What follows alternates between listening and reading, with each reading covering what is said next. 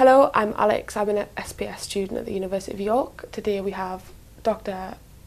Nasar Meer here from the University of Strathclyde to talk about some of his work.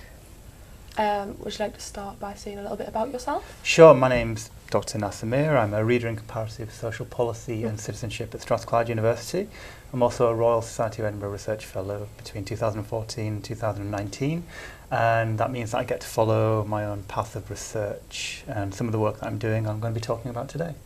Okay, and what will be the work that you're talking about today? Today I'm going to be talking about how Scottish national identity and debates about Scottish nationhood are being developed and deployed in Scotland in public discourse, in public policy, and specifically I'll be considering where ethnic and racial minorities fit within these debates. What are some of the kind of issues which are subject to contest or revision?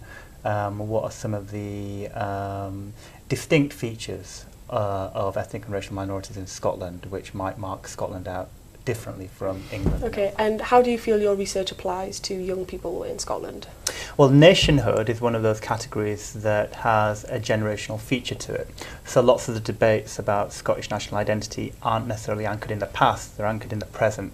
And what we saw with the 2014 Scottish independence referendum was a real revitalisation of politics and political participation amongst young people. For example, 16-year-olds got to participate, got to vote. And I think those kinds of issues have a resonance amongst young people that perhaps other kinds of issues feel a lot more distant from their lives.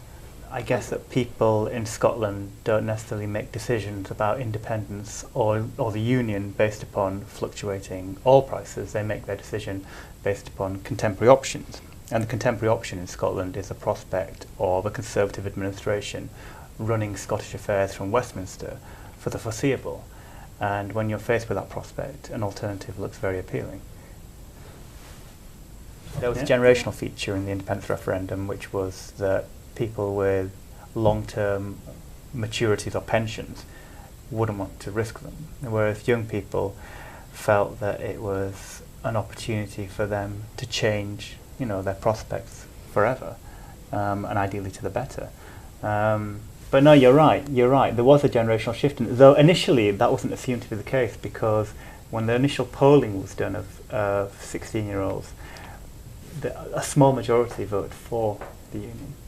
But I think that kind of the reverse was true in the end. But I mean, this is all based on exit polls, and we don't really know how people voted.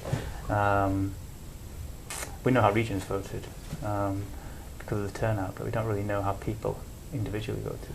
Okay, brilliant, thank you. That'll be all we've got time for today, I believe.